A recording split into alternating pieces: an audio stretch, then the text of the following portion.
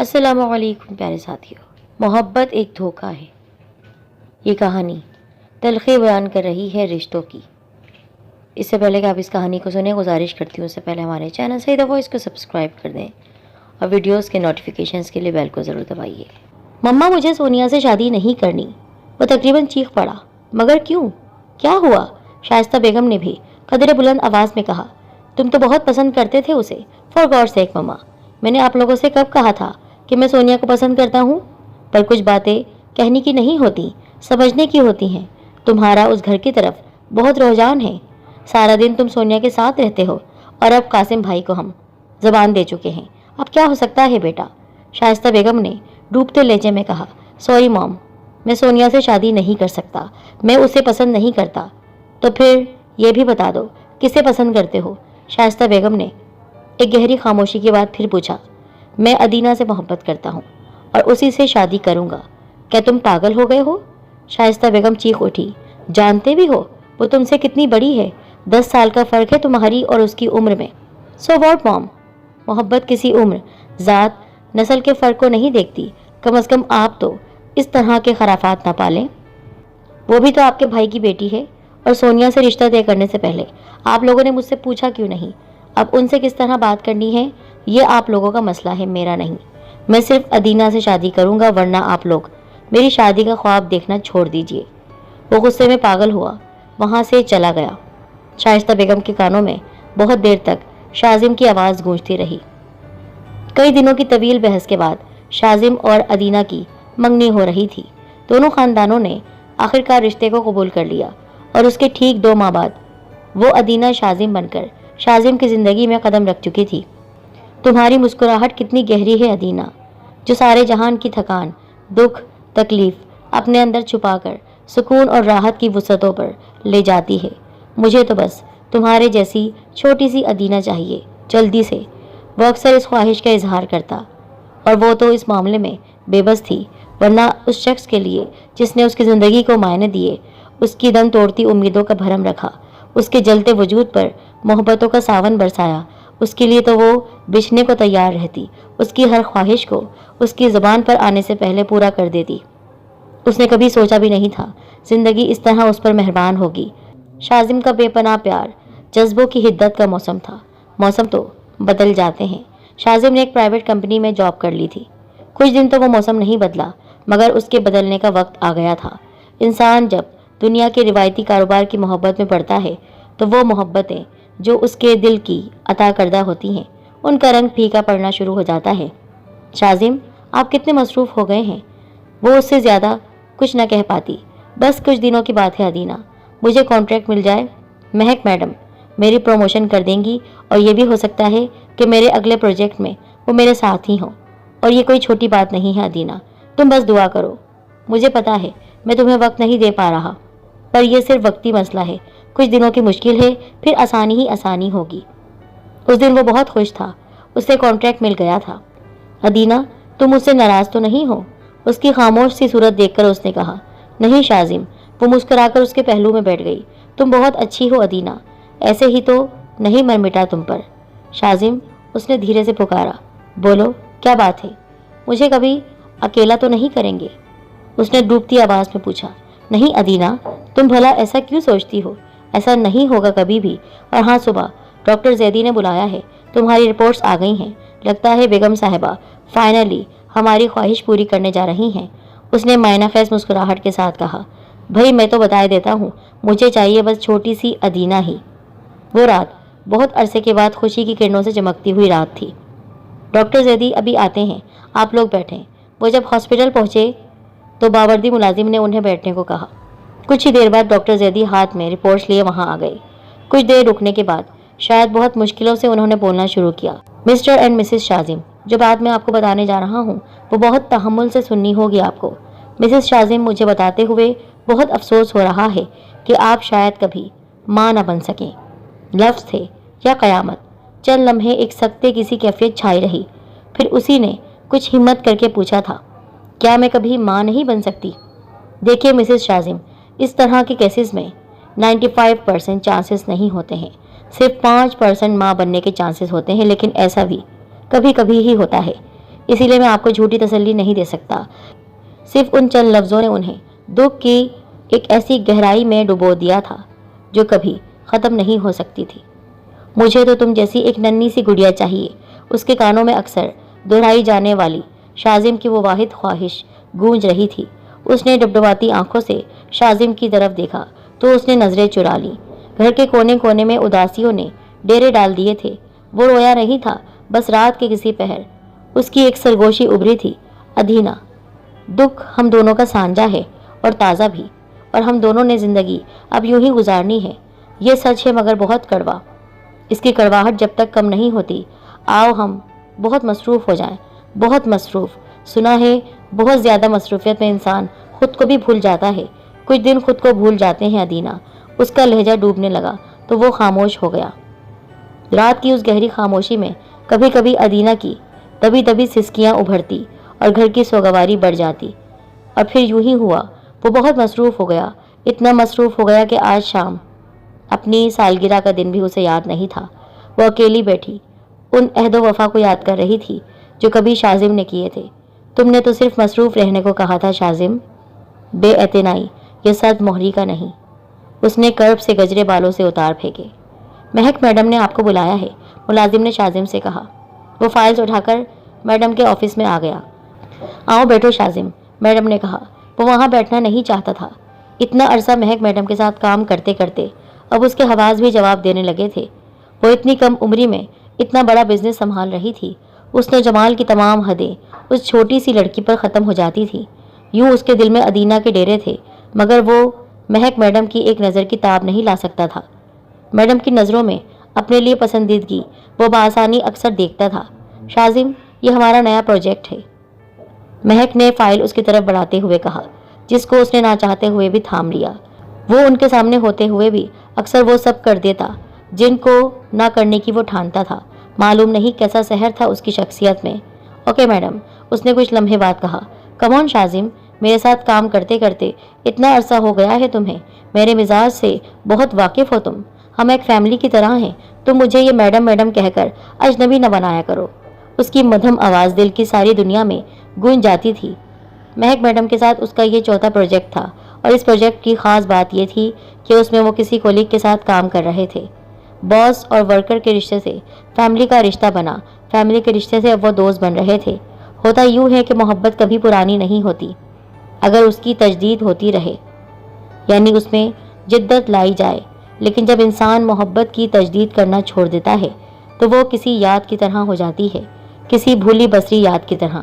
ادینا کی محبت اس دن پرانی ہو گئی جب کاروباری دنیا کی محبت دل میں آئی۔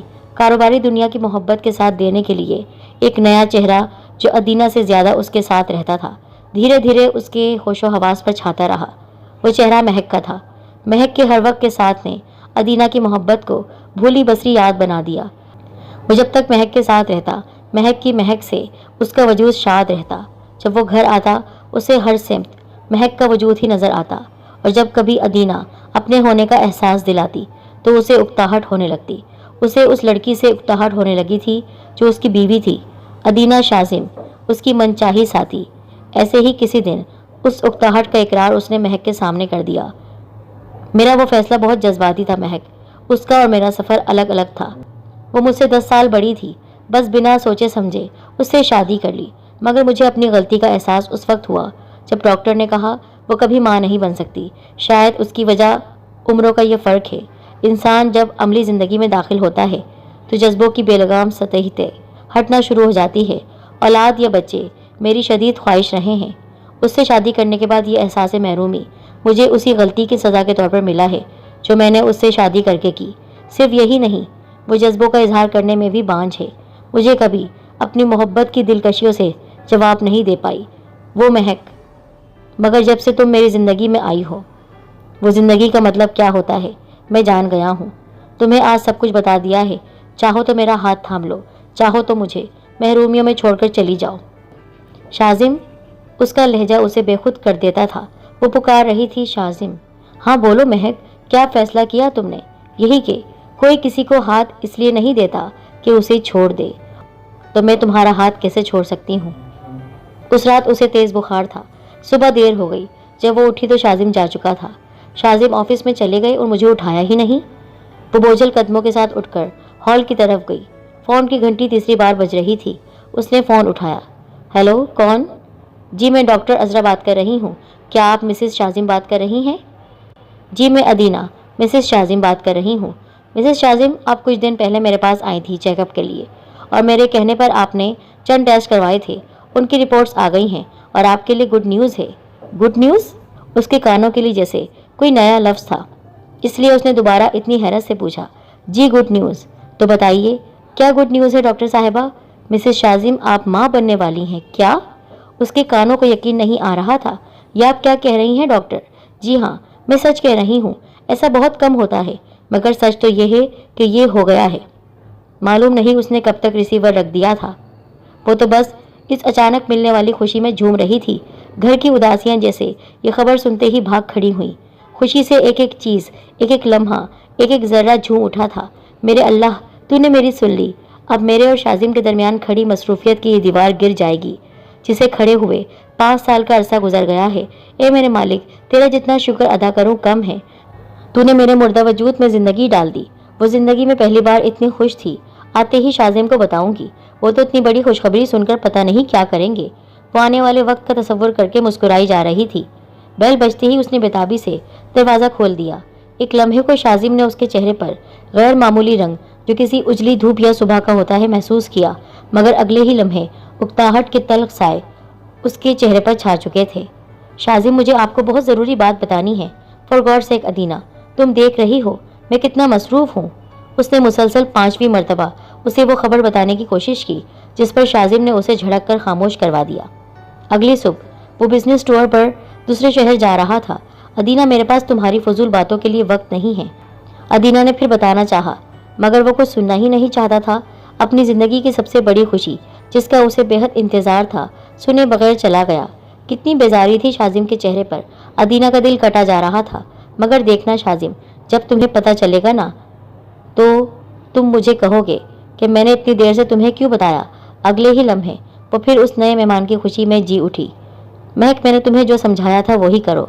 मगर मम्मा, शाजिम को पता चला तो? उसे कौन बताएगा?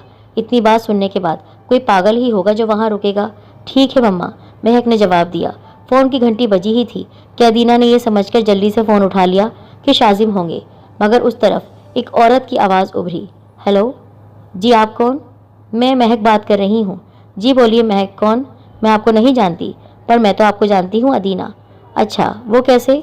कौन है आप? मेरी बात तो सुनो अदीना, मैं महक बोल रही हूँ। महक शाजिम। महक शाजिम? क्या मतलब है तुम्हारा? मेरा मतलब जो भी है, तुम इस एक बात को गौर से सुनो। मैं शाजिम की सेकंड वाइफ हूँ अदीना, और तुम्हारी इत्तला के लिए अर्ज़ है कि शाजिम मेरे बच्चे का बाप बनने वाला है। मुझे अब उसकी बहुत सख्त ज़रूरत है, मगर तुम जो हो उसके गले में बेमकसद का पड़ा हुआ ढोल हो, जिसे उसे ना चाहते हुए भी बजाना पड़ता है। वो तुम्हें तलाक नहीं दे सकता, क्योंकि उसे अपनी माँ का ख्याल है, जिनके तुम भाई की बेटी हो, पर तुम तो उसे ज़िंदगी जीने का हक दे सकती हो। देखो, उस वक्त उसने तुम पर एहसान किया शादी करके, जब तुमसे कोई शादी ही नहीं कर रहा था, पर अब तुम उसके हाल पर रहम करो। वो मेरे साथ खुश है, बहुत खुश। तुमने उसे दिया ही क्या है सिवाय महरूमियों के। उसके हाथ से रिसीवर छूट गया। उसने तुम पर एहसान किया था। यह आवाज़ उसकी समाज से टकरा टकरा कर वापस आ रही थी। वो लड़खड़ाते हुए कदमों से अपने रूम में पहुंची। अलमारी खोलकर शाजिम की पर्सनल डायरी निकाली, जिसको उसने कभी नहीं पढ़ा था, मगर उसने हर रात उसको लिखते देखा था। अपनी ज़िंदगी महक के नाम। कभी यूं भी तो हो, दरिया का साहिल हो, पूरे चांद की रात हो और तुम आओ। कभी यूं भी तो हो, सूनी हर महफिल हो, कोई ना मेरे साथ हो और तुम आओ। महक की तस्वीरें उसकी गोद में आ गिरी। एक बेनाम सा भरम था, सो वो भी टूट गया।